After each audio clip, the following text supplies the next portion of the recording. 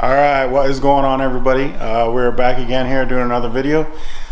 Just in the last video where I worked on the Street Fighter there and put on the new Ducati Performance blinkers there. I mentioned last time that we needed to change my fuel sending unit.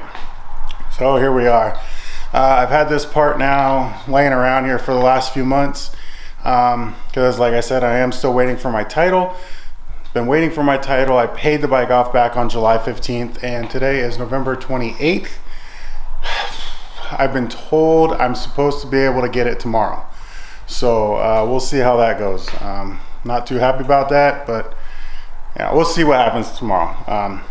But yeah, so I'm gonna change this out real quick and I'll give you guys a kind of walkthrough after I do it real quick. I think that'll make for a little shorter video, but you can still use it for a follow along. I don't know how much digging into the bike I have to do. This is a very common problem, especially with the Multistradas, but it's common across a lot of Ducatis. This is the same problem that we had with my wife's Monster before we traded it in. And this is version F. It's currently on version G. This one was about half price, so I just grabbed this one, figured I'd install it myself. But in order to get a warranty on this part, you have to have Ducati dealer install it too, or an authorized Ducati person.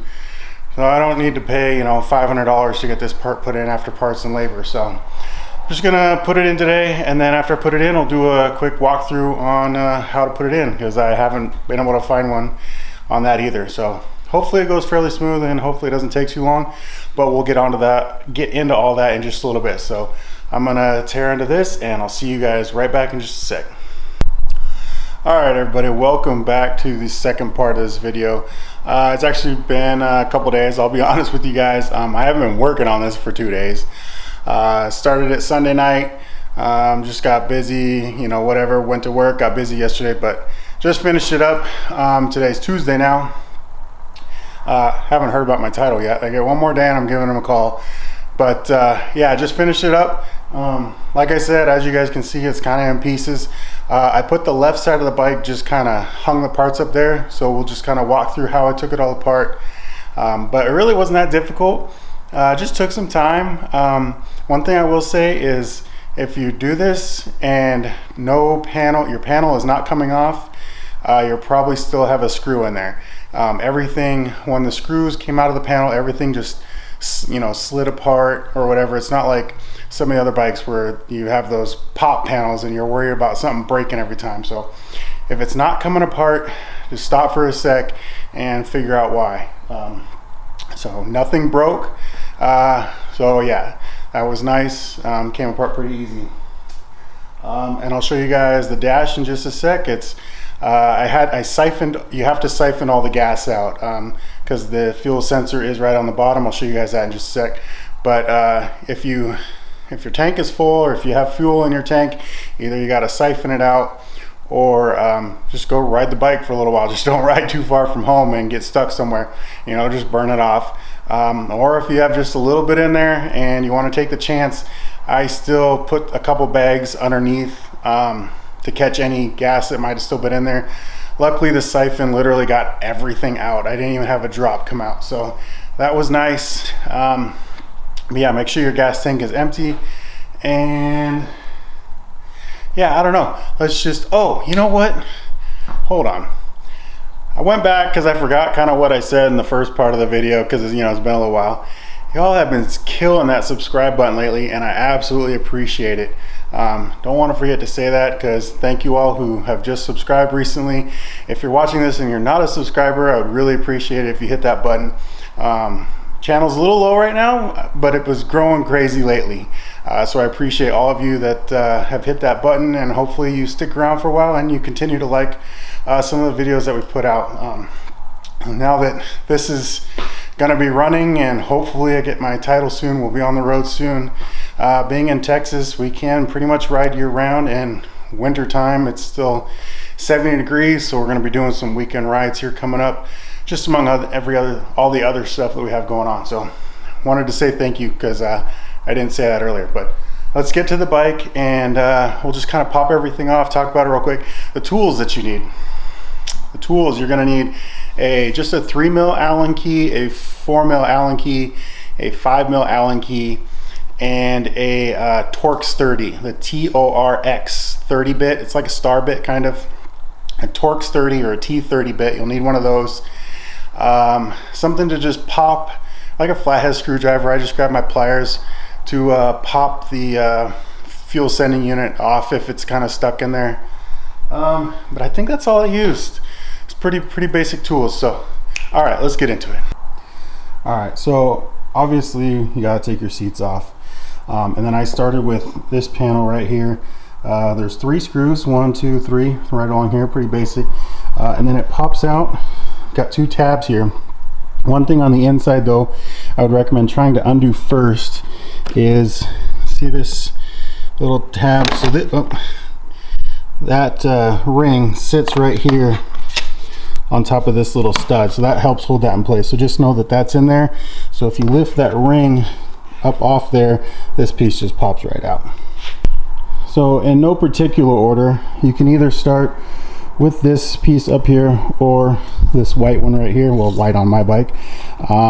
Doesn't matter, they're not connected in any way. So this one here will have a 1 screw on the inside and 1 screw on the bottom, and then this thing just pops off here, leaving you this piece here. There is a screw right here. Don't even worry about it. It's got some weird funky nut deal on the back, and it's just connected to a bracket that's connected to the radiator, and you don't need to take it off. But there's just 1 screw here, 1 screw here, and 1 screw here.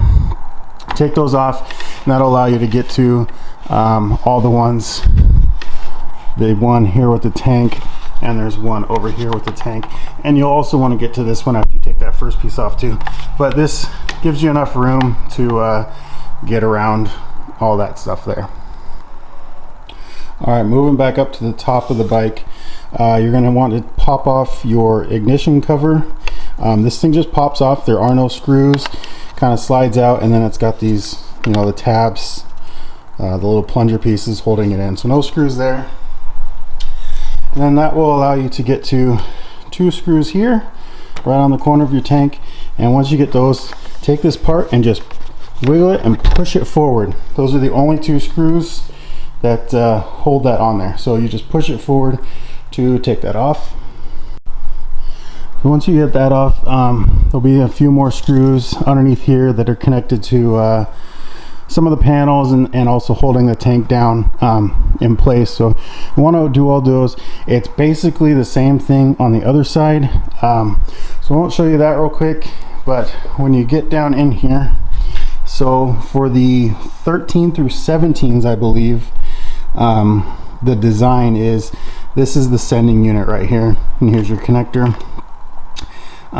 So yeah, once you get it all drained out, you do have also on both sides, this is where the Torx 30 comes in. There's a tank bracket that keeps your tank down, just sits right in this little pocket here. But you'll take both those out, and then once your tank is free, mine's still free here, see it lifts up quite a bit, and you'll be able to unscrew your sending unit and slide it out. So all right, so just to show you guys the gauge here real quick, before the gauge would just blink orange like it was completely empty, but as you can see now, the gauge is reading 3/4 full. I put some of the gas back in that I siphoned out into a 2.5 gallon oil or gas can, and put that back in because I know it's fairly recent gas, so put that back in just to check it out, and it is reading. All right, so yeah, there you go, guys. It's pretty straightforward. I actually enjoyed doing this. I think the dealer charged our other bike about 180, 200 bucks. So save yourself some money, spend a couple hours, you know, rip your bike apart, get into it, know about your bike, and yeah, just have some fun. It's really not that bad. It's not a big job at all. And being so common that it is, probably should at least have some idea of how to do that. Now that I've done it, I can probably dig in there and get it in and out fairly quickly. The longest part, you know, digging in there, knowing what you're doing, is probably really just getting the gas out now at this point. So it's really not that bad. But yeah, so thanks again to all the new subscriber guys. I'm ready to get this out. Hopefully it'll be on the road soon, and we're making some motorcycle videos for you guys. All right, thank you. See you guys in the next one.